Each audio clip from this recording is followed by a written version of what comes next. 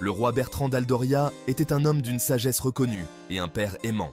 Il dirigeait son royaume avec justice et son peuple l'adorait.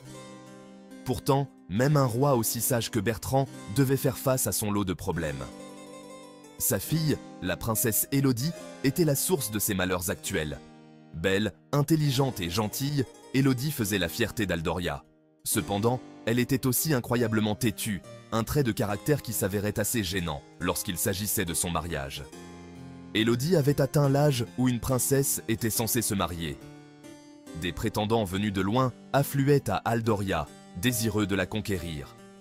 Princes, ducs et barons se sont tous présentés à la cour, chacun plus charmant et plus riche que le précédent. Pourtant, aucun n'a réussi à conquérir le cœur d'Élodie. Elle les trouvait ennuyeux, arrogants ou tout simplement inintéressants. Chaque prétendant était poliment, mais fermement rejeté. Le roi Bertrand était à bout de nerfs. Il aimait profondément sa fille et souhaitait son bonheur. Il savait qu'elle aspirait à l'amour, à une connexion qui aille au-delà des titres et des richesses. Mais ces refus constants provoquèrent des troubles dans le royaume. Les prétendants éconduits, autrefois amicaux, devenaient amers.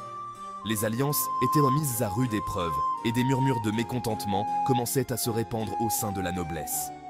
Bertrand savait qu'il devait trouver une solution, et vite. La princesse Élodie, quant à elle, se sentait piégée. Elle comprenait son devoir envers son royaume. Elle savait qu'un mariage stratégique renforcerait la position d'Aldoria. Mais l'idée d'épouser un homme qu'elle n'aimait pas, qu'elle ne pouvait pas aimer, la remplissait d'effroi. Les prétendants qui défilaient dans le palais n'étaient rien de plus que des étrangers pour elle. Ils voyaient son titre, sa beauté, mais pas la femme qu'elle était vraiment. Élodie aspirait à une histoire d'amour comme celle de ses contes de fées. Elle rêvait d'un homme qui l'aimerait pour son esprit, sa gentillesse, son esprit d'aventure. Un homme qui verrait au-delà de sa couronne et dans son cœur. Elle refusait de croire qu'un tel amour n'était qu'un fantasme. Un après-midi, elle fut convoquée dans le bureau de son père. Le roi Bertrand, habituellement si jovial, la regarda avec une lassitude qui lui serra le cœur.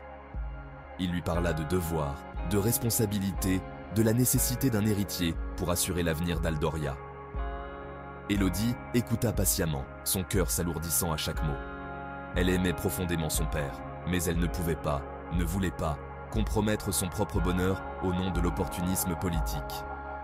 La rencontre se termina avec des larmes dans les yeux, leur impasse étant totale.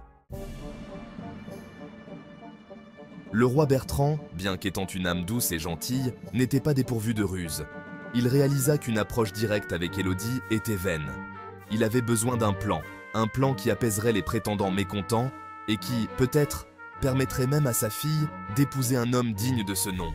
Après des jours de réflexion, une idée lui vint à l'esprit. Un défi si complexe, si déroutant, que seul le plus intelligent et le plus ingénieux des hommes pourrait le résoudre. Il annonça à la cour qu'il organiserait un grand concours. Le gagnant recevrait non seulement une somme princière, mais aussi la main de la princesse Élodie en mariage. Le défi était d'une simplicité trompeuse, identifier la fleur la plus rare du royaume, cachée quelque part dans les jardins du palais. Cette fleur, déclara Bertrand, était non seulement exceptionnellement rare, mais elle avait également une signification particulière pour la famille royale, un détail qui piqua la curiosité de tous.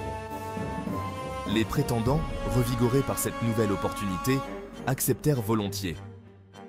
La princesse Élodie, cependant, était furieuse. Elle voyait le défi pour ce qu'il était, une nouvelle tentative de la forcer à un mariage sans amour. Elle se retira dans ses appartements, le cœur lourd de ressentiment. Elle était loin de se douter que son destin allait prendre une tournure inattendue, grâce à un serviteur qui écoutait aux portes et à un incroyable coup du destin.